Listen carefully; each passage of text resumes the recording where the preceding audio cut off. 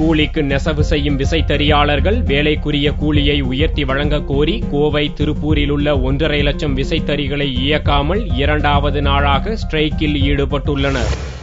கோவை திருப்பூரில் கூலிக்கு நெசவு செய்யும் விசைத்தறியாளர்கள் கூட்டமைப்பினர் 100% கூலி உயர்வு வேண்டி ஜவுளி உற்பத்தியாளர்களிடம் கோரிக்கை வைத்தனர். கடந்த 2008ஆம் ஆண்டு செய்த ஒப்பந்தப்படி 3 ஆண்டுக்கான கூலி உயர்வு ஒப்பந்தம் முடிவுக்கு வந்ததை அடுத்து இக்கோரிக்கையை அவர்கள் முன்வைத்துள்ளனர். தற்போதுள்ள விலைவாசி உயர்வு, தொழிலாளர்கள் கூலி உயர்வு மற்றும் தறி உதிரி பாகங்களின் விலை உயர்வு உள்ளிட்ட காரணங்களால் கூலி உயர்வு அவசியம் என்று அவர்கள் வலியுறுத்துகின்றனர். இது தொடர்பாக கோவை திருப்பூர் மாவட்ட தொழிலாளர் நல அலுவலகத்தில் பல கட்டங்களாக பேச்சுவார்த்தை நடந்தது. பேச்சுவார்த்தை தோல்வியில் முடிந்ததால் விசைத்தறிகளை இயக்காமல் காலவரையற்ற வேலை நிறுத்தத்தில் ஈடுபட்டுள்ளனர். கடந்த 2 மாதங்களுக்கு முன்பு ஜவுளி உற்பத்தியாளர்களிடம் கூலி உயர்வு வேண்டும் என்று 100% கூலி உயர்வு வேண்டும் என்று நாங்கள் கோரிக்கை வைத்தோம்.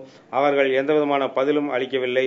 ஆகவே கடந்த 1 மாதத்துக்கு முன்பாக மாவட்ட ஆட்சியரிடத்திலும் ஒன்றுபட்ட கோவை திருப்பூர் மாவட்ட ஆட்சியரிடத்திலும் தொழிலாளர் துறை அலுவலர்களிடத்திலும் இந்த எங்களுடைய கோரிக்கையை வைத்தோம். அவர்கள் 4 முறை பேச்சுவார்த்தைக்கு அழைத்து எங்களுக்கும் ஜவுளி உற்பத்தியாளருக்கும் இடையே பேச்சுவார்த்தை நடத்தினார்கள். இதுவரை எந்த ஒரு விதமான முன்னேற்றமும் ஏற்படவில்லை. பொருளாதார இதுல மொத்தமா விலைவாசி எல்லா இதுலயும் ஏறிடுது. அதனால இப்ப தறியாரை பொறுத்த வரைக்கும் கூலி இல்லாம தறிக்காரருக்கும் கொடுக்கணும், தறி வச்சிருக்கிறவங்களுக்கும் எங்களுக்கும் எந்த இதுலயும் கட்டுப்படி ஆகிறது இல்லை.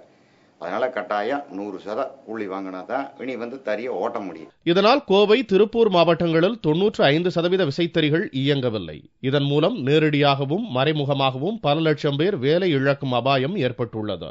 அன்றாடம் 7 கோடி ரூபாய்க்கு வர்த்தகம் பாதிக்கப்பட்டுள்ளது. அரசு தலையிட்டு கூலி உயர்வுக்கு வழிவகுக்க வேண்டும் என்று விசைத்தறியாளர்கள் கோரிக்கை விடுத்துள்ளனர்.